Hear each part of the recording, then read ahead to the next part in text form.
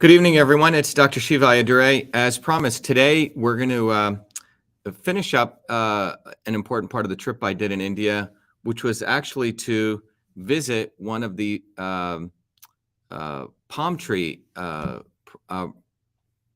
don't even want to say it's a plantation, but a family, and this is what happens throughout South India.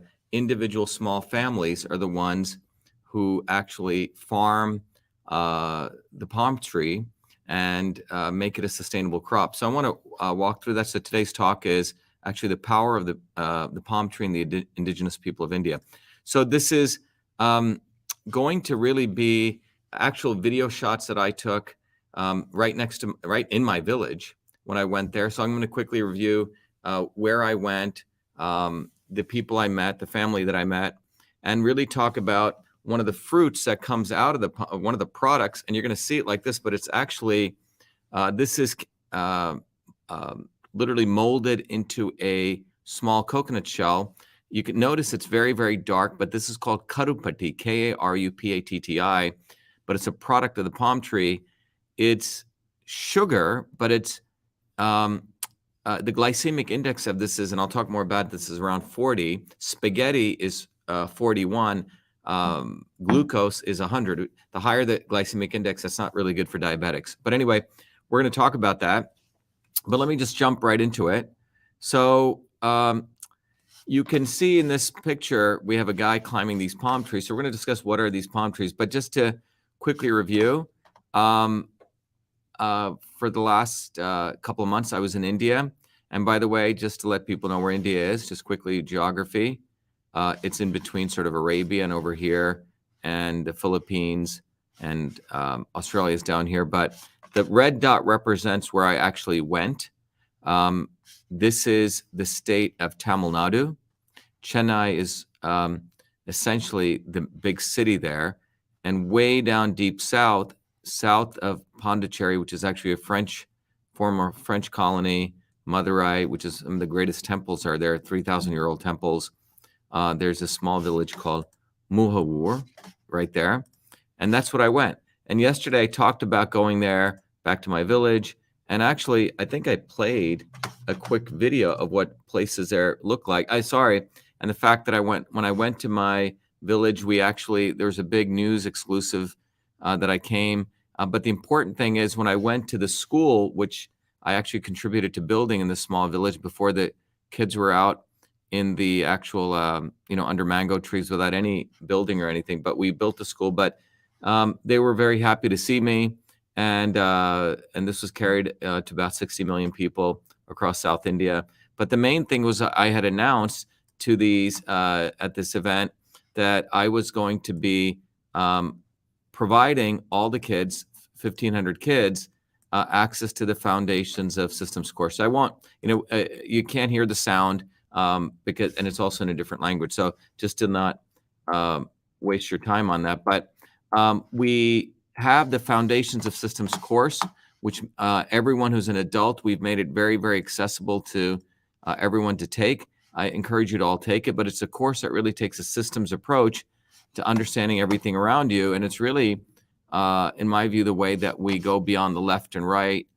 We go beyond black and white and really understand how to think. Okay, so you can go to vashiva.com/join. But the other thing I also have announced is that there's a book, the System and Revolution book, which all of you can get for absolutely free. And one of the things we've done is at the event, we also announced that the entire course is going to be adults get a $2,500 scholarship, but the kids get it absolutely for free. So any one of you who takes a course can give it to anyone. But let me jump right in and share with you some more scenes here. So this was after we finished up at the school. The next day we went morning to visit the palm trees where people work, where individual families work. And as you can see here, this is a road.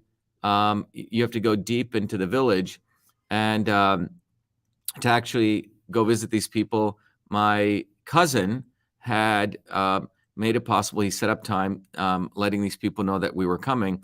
But you can see the gorgeous scenery here, and this is what I grew up around. Those are rice field workers working out in the fields.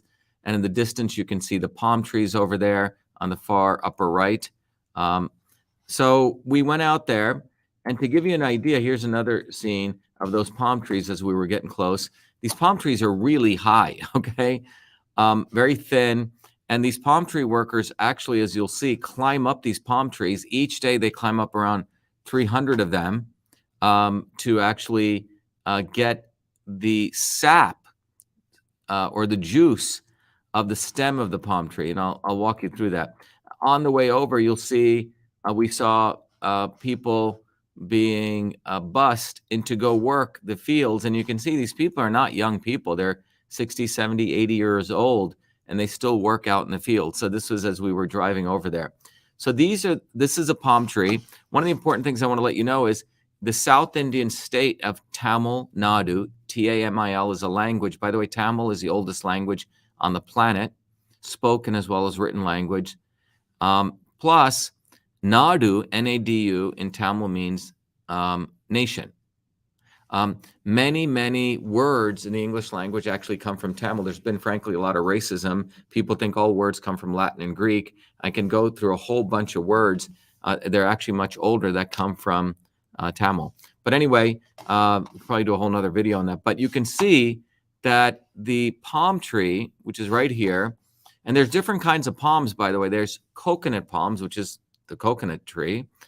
And there's two kinds of palms. There's the date palms, and then there's a palmera palm, which produces these fruit that you're going to see are about yay big. And they're about, they hang on stems. They're purple fruit. And it's a very different kind of tree, and that produces, the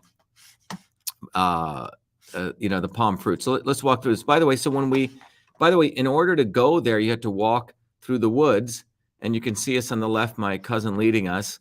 And where we are in South India, there's lots of cobras here. I'm not talking about small cobras. I'm talking about king cobras.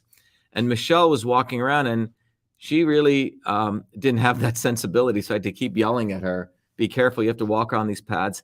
And then anyway, we came across this family. She's the wife, and they live in these small huts where they live during the month of January and June. The 6 months is when they have to really farm the palm tree. Sorry, it's a little bit rotated. And then here is the family on the right. This is a wife. That's the husband. He's about 60 years old, and that's the son. The husband is 60, and you'll see he still climbs these palm trees. And the son, and there's a palm tree. You can see they're pretty tall. The son was telling me that he actually went to school for engineering, but he didn't want to do engineering. He actually likes working out in the fields. And you can see the father is ripped. I mean, I'm talking about everyone goes out to work out, but if you see this gentleman, let me stop it right there. He's by no means a slouch. And he was saying that his father, who's 90, still climbs the palm trees, still alive. His grandfather just passed away at 118, and up until 102, he used to climb. Okay, so for those of us who go work out, if you look at this guy, he's just ripped, lean, and just strong. Okay, so anyway, that's just a side note. But anyway, over here, you can see him actually climbing down the palm tree. And he does this, and you notice on his side, he's got this stick, which contains a rock, the stone of a rock that's used to sharpen the blade that he uses, the sickle that he uses. But and then inside, you notice he's carrying this pot. The pot is what is used to collect the palm juice. Okay, and we'll talk more about that. Okay, now this is another scene on the left where you can see there are these pots that are hanging to collect the sap from the fronds, not the fronds, but from the edge of the fruit of the palm tree. And so he's going up there, he's collecting there, he just got a pot, and he pours that pot into the other pot that he carries up and down. And they do this 300 times a day. Okay, and then he brings it down, and then here's another, and there he's still getting it. And it's a pretty tough work. And by the way, there's sometimes vipers and cobras, which are up there. So if he goes up there, he's got to kill those and also get it. Okay. So this is no, it's very dangerous, but it's very easy for them to do. They've been doing this all their lives.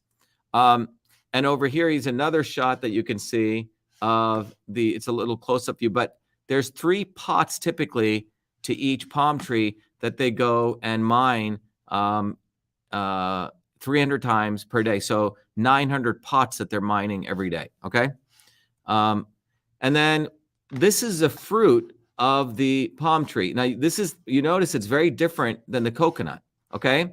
And inside of that, if you can see here, are these little jelly. Some people call it, these jelly fruits. Okay. And he's opening it up. You notice how easily he handles that sickle, right? And inside this is these 3 fruits that you can see, 3 jelly-like fruits that he's opening up. And Michelle had these and we ate them. And there you can see, and you just eat them with your hand. And I think we're going to see Michelle eat. Let's see if she eats them here. There she is. Right. So there it is. So that fruit is a jelly-like fruit, amazing for the gut, amazing food that people have in the morning. And there she's eating them, and you just scoop it right in there. You put your finger in, and you just pop it right out. It's this jelly-like fruit that comes out that she's eating.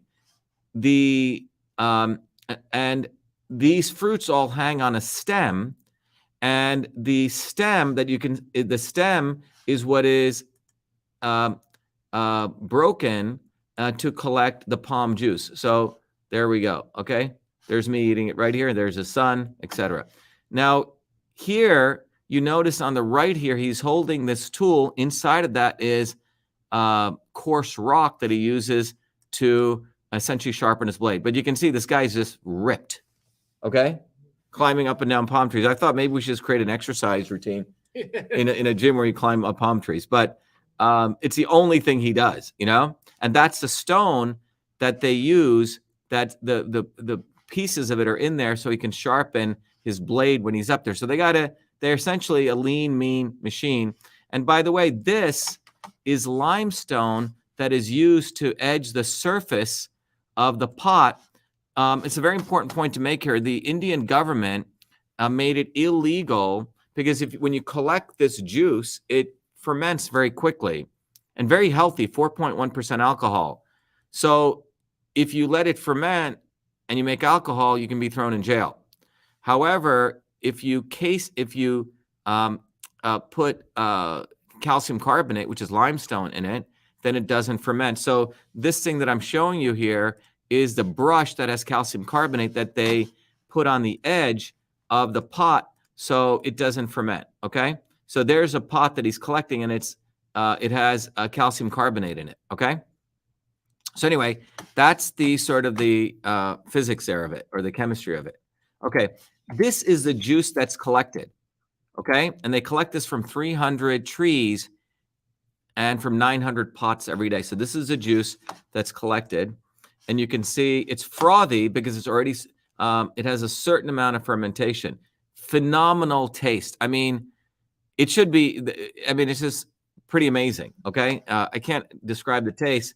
But here what he's doing is he wanted us to taste it. So he's literally, look how the handicraftsman, he literally takes a palm frond, and you're going to see what he does. He's making us in seconds, he's making us a bowl, okay, for us to drink out of, and then Michelle will drink out of it. You see how he's doing this? No tools but his hand, okay? And he makes it out of his hand. And this is the traditional way that you drink the palm juice, okay? And in that little bowl, he's going to place the palm juice so we can have some of it, okay? So he gives that to Michelle, and I think so he makes another one here for me, and there you can see he's making it. And then this is we went over the palm fruit here. And then what's poured in there is, let me show you here on the next video. Michelle, you'll see, is drinking it, and she really loved this. Okay, there's the juice, and she was basically saying don't have this. She's saying the taste is like a whole rainbow of taste. You initially feel a taste and another taste, and she just loved it. It's like we should be This was an indigenous food that's been made illegal. Okay? The drink, unless you put calcium carbonate. Amazing health, 4.1% alcohol. And what's really, in many ways, unfortunate is the Indian government lets you import in scotch and all sorts of very hard liquors, which have 60, 80% alcohol. But this is actually a food that they do not allow to be imported. Okay?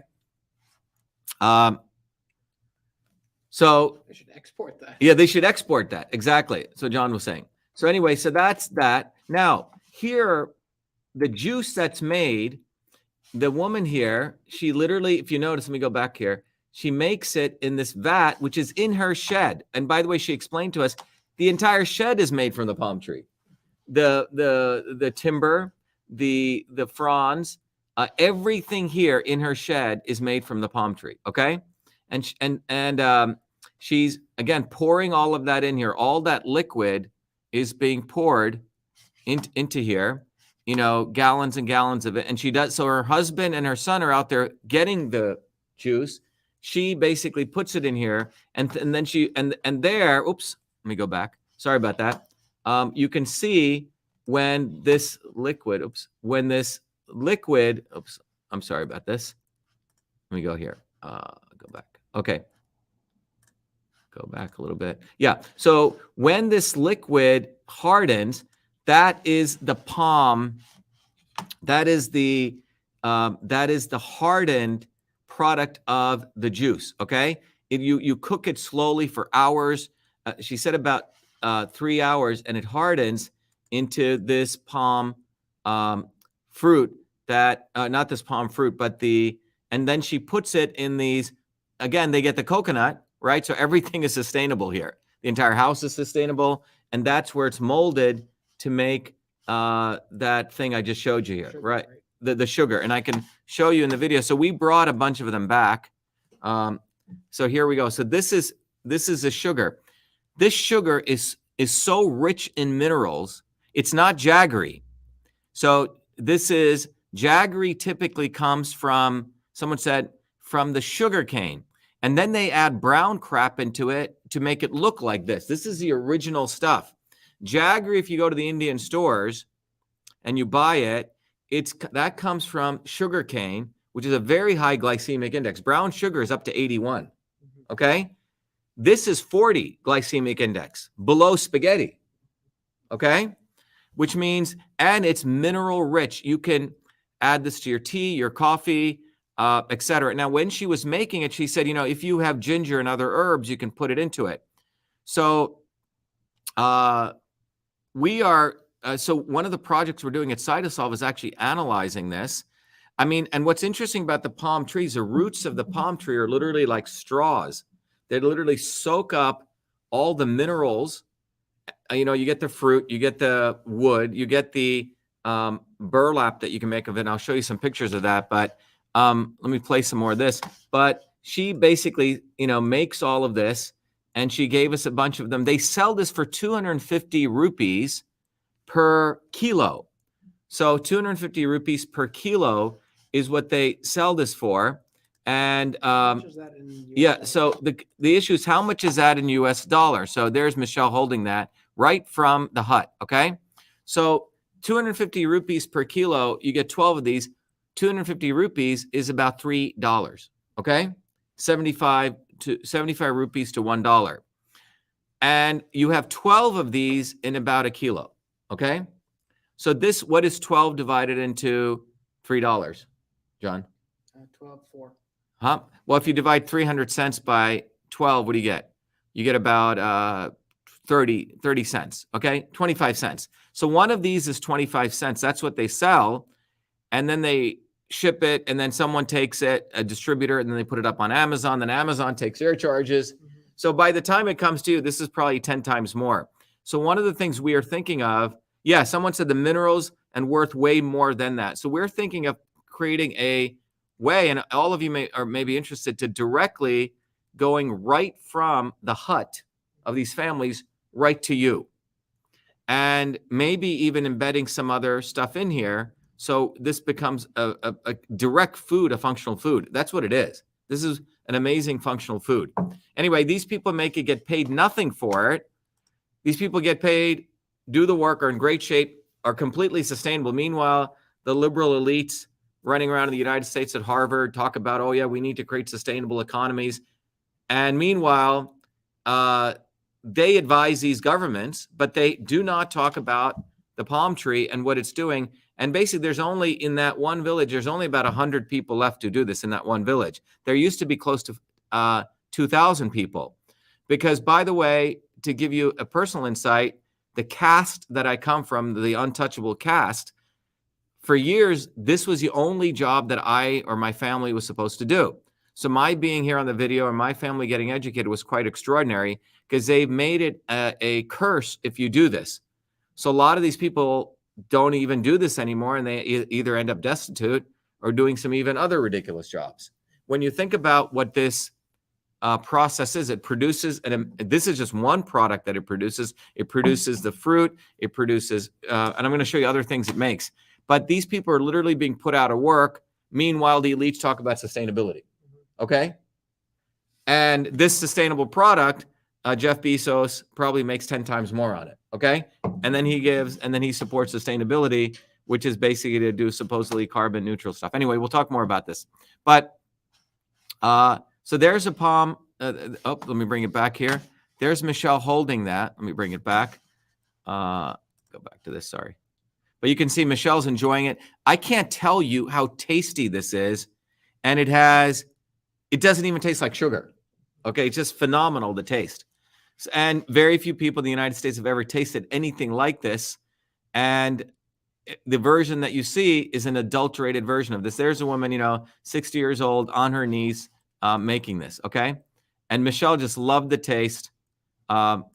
And we brought some back, and we want to create a supply chain that we could bring it for all of you. Okay. Now, there's other products. As I mentioned, this is an incredibly sustainable tree. If you take the individual three, remember I told you there are the three, each palm fruit has 3 jellies in it. Okay. And if you take each of those jellies and you let it dry and then you plant it, it creates a root. Okay. And then the root is like a tuber that you can eat. Phenomenal for health, okay? And so the tuber is made here. Let me show you the video of that. And you literally eat this tuber, which is just so phenomenal for health. So that's one product. The other thing is they make the burlap cloth here, okay? Right here from the palm fronds. And these are actually used to make the packaging that's sent, okay? And then over here, is when we left, the family all reintroduced themselves. Okay, so that's the son, and this is the other son, and he ended up becoming a police officer because he didn't want to do this. And you can notice a difference in his physique. Okay, he's a little bit chubbier, right? Where is he? There he is. Okay, but this is the father and the son and the mother and the people over there. Let me see if there's anything else here. There you go. Okay. So let me, if there's any questions, people, we can take. So fundamentally, I wanted to share this with you. Obviously, it's not the story I'm sharing with you. Mainstream media won't carry. They're not going to talk about it because we're not creating some crazy dialectic about, left versus right or black and white. But the reality is what I just shared with you is a complete system. The palm tree is a complete complex system. The way this family works with nature is a complex system. The fact that they're healthy, they take everything that they do, they're not hurting anyone. They live completely, truly one with nature. Physically, the product that they make. And what's unfortunate is Tamil Nadu, which is that state, the tree of that state is a palm tree.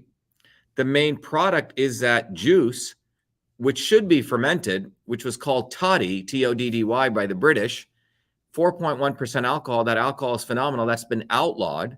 But the Tamil Nadu government allows every other kind of liquor to come in, which is 80, 90, 60, 40, 50% alcohol, which is really, most of it makes alcoholics out of these people because they can't do their job. Sound familiar? Very much like the Native American Indians. So they stop people from doing a very good alcoholic beverage, then people become alcoholics and have a lot of on a personal note, I have probably a number of people in my own family in that village who become alcoholics. Okay. And it's unfortunate. So in my whole family, you can see some people got educated, like my parents, but majority of them are very destitute, very poor. And like the Native Americans, alcoholics, or they really have no other way of making any money. But you can see if we're allowed to let this actually prosper, it's a very, very sustainable crop, and it can be of value in many ways. Let me take some questions if anyone has one. Someone says alcohol converts to sugar. That's true. What's interesting is this is a fermented product, okay? And we know fermented foods are phenomenal for your entire microbiome in the gut. And so in the morning, typically, they have lots of B vitamins. People drink that and then head to work. So it's not like they're getting drunk going to work, okay?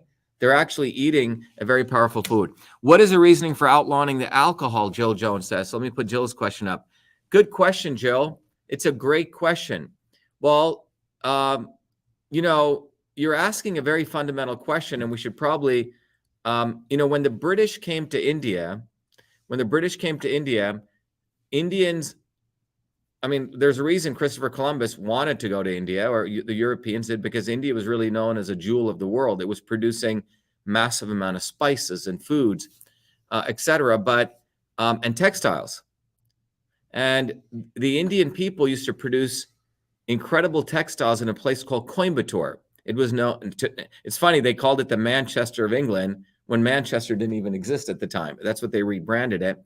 But when British colonialism came, they stopped the Indian production of a lot of goods, in fact, started taxing it, and moved that manufacturing to England.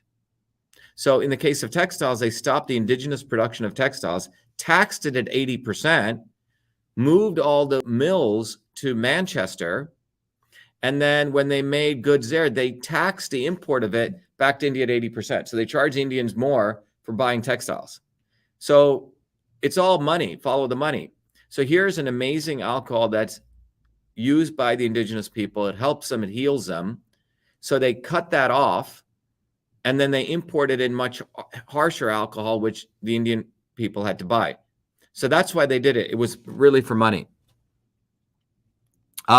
Someone says kombucha is fermented, and as alcohol, I have a shot of it every morning. Yeah, there you go, right? So by the way, what's interesting is there was some very interesting research done on why people live long.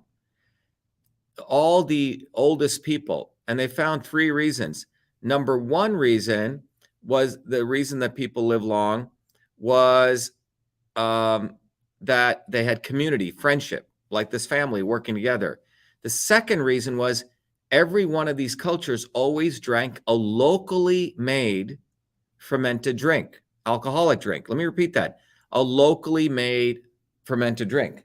So in Japan, it was, let's say, sake, or in other places, it was kombucha. In India, it was the toddy. And that was extremely healthy.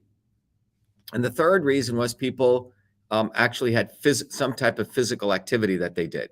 But first was community. Second was an alcoholic drink, fermented drink. So what we've done is we've created a very hybridized, refined version of that alcoholic drink, which we call alcohol at the liquor stores. And you have to go pay an exorbitant fee, and the government takes taxes on it. But they destroyed the actually indigenous version. By the way, this is also true of cannabis. The original cannabis, people did not, the version we have today is highly hybridized. It is not healthy. The THC content is ridiculous in it. For those people who have schizophrenia, et cetera, accentuates it. So it's almost like the establishment takes something that's good, they highly process it and refine it and make it unhealthy for people. So that's what's happened, frankly, with alcohol. But fermented drinks, locally made, even in the, I'm sure there were fermented drinks that the Native Americans had. Every Italian family in the old days used to make their own local version of alcohol. You had mead, right? The Vikings made, right? But it's a locally fermented drinks because when they're locally fermented, they have a much higher content of all different kinds of very healthy bacteria. And God knows what happens by the time they're refined. Someone said, in my village, we made a fermented drink from sorghum and banana juice. Yep. There you go. Okay. Shanti says, hi, Shanti here. One of your contributors caught you in Boston quite a while back. Okay, great. Nice to have you. There you go. If there's, Africans made fermented drinks too, right? So there's been, every culture made these fermented drinks. Anyway, for those of you who are interested, please note that we want to, as our movement grows, we want to teach people about these from a systems approach. So what I just shared with you in closing is the palm tree, how people make it in a very integrated way. When you do stuff in a systems approach, you actually get products that are very healthy, unrefined, wild, and very valuable for the human body. When you reduce it, refine it, you get white sugar, glycemic index of 100, and destroys our health, etc. By the way, the human body only has one receptor for the taste of sweet, but close to 25 receptors for the bitter taste. This isn't really that sweet. Okay, so someone said, please watch 2000 Mules. Yep. So anyway, I've heard about that movie. I wish Dinesh D'Souza had covered when it was the right time what we did with our lawsuit. You know, he's making probably good money now, making 20,000 Mules now. But he is not addressing the real fundamental issue in it. So good movie, let him do it. But he knew what we were doing in our lawsuit for a year, right, John? Yeah. No coverage of it at all. And at a time when things need to be done is when you should do it. So I've seen portions of the movie. But again, I just want to let everyone know that what's important in life is to talk about the things at the right time, not like a year later, 2 years later. It's valuable, but it's far more valuable if you actually look at the reality of what's going on, be it on the free speech situation, when we expose the fact that government has an unholy alliance with Twitter. That should, we talked about that in 2021. None of these mainstream guys even wanted to cover it. And in fact, even now, we'll do a video tomorrow on it, right? Tomorrow, we'll be talking about the truth about Twitter and will Elon Musk do the real right thing? And we'll discuss that. But I want to share this with you because I think this is a timely story. And I haven't seen anyone else really covering what we just shared today, but I can't overemphasize our movement will always talk about the right thing at the right time, not when it's opportunistic to do it, not when it makes money for you to do it. Okay. Yeah. So Jason says, yes, it's right when you do the right thing at the right time. Okay. Ann says, I rarely receive notifications of your channel. Well, we're going to be doing every day around 6 to 7, so keep an eye out for it. And in final closing, I want to recommend to everyone, please remember that our movement is focused on something very, very important, which is to educate as many people on the world on the foundations of systems. So when you're out there talking to people, Crystal says Dinesh has no solutions in the movie. Okay, he really never has any solution. Okay, it's all about the news media just talks about problems and makes money off talking about problems. Our movement is the only movement that offers solutions, which is we need to build a bottoms-up movement. It begins by people learning the foundations of systems, and we're here to solve a problem. And the fundamental problem in the world right now is that you have both wings of the establishment, which have the entire working people fighting. They don't want working people uniting. So on the election fraud issue, one side denies it and the other side makes videos and movies and makes money off of it, or talks about crazy problems, or they hype it up. They don't want to talk about the fundamental issues and solutions. Our movement, Truth, Freedom, and Health, is the only movement on this planet which goes down to the root of the problem, wants to teach people how to think with the foundations of systems. And more recently, I just want to let everyone know, we want to make this accessible. So if you're an adult out there, this is a $2,600 course, which we made accessible to everyone for $100. So no one can complain, we want to take people's money, et cetera. It's highly accessible. And when you take the course, you can make it accessible to every child at no cost. And the book is absolutely free. But the only way out of this way that the establishment always has us fighting or making up bogus solutions, talking about sustainability when really not talking about it, is by pitting each other. And the only way out of it is for people to take a systems approach. That's the only way. You got to start from a systems approach, understand the dynamics of systems, and then go beyond left and right to unite working people. That's what our movement's about. And it demands that every one of you become leaders and agents of change. It's not about me just proselytizing something, but each one of you learning this knowledge and then becoming agents of change. By one of the important areas is we want to go to young people who are getting indoctrinated in college, but if they're below 18, there's still an opportunity where they can learn the foundations of systems, a course that they may never get in their lifetime. So let's help our children, and each one of your adults take the course, and then you can be a philanthropist and offer the course to as many kids as you want. You want to offer it to 1 million kids? Free, give it to them. But that's how we change the world. It is through the mind. That's how my parents made it out of those villages. That's how we smash the caste system. That's how we really fight inequality, or that's how we fight real racism. That's how we bring the world together, by understanding the nature of all systems. So I hope this was valuable, but I say to everyone, get off your butt, go online, take advantage of this, and learn this course, because you're going to need it. And then you yourself become a philanthropist and offer this to children. Thank you very much. Be well. I'll see you tomorrow. Tomorrow's talk is going to be on the truth about Twitter, and will Elon Musk do the real right thing, or is he about just using this to make some more money? We'll find out. I'll talk about that tomorrow. Thank you.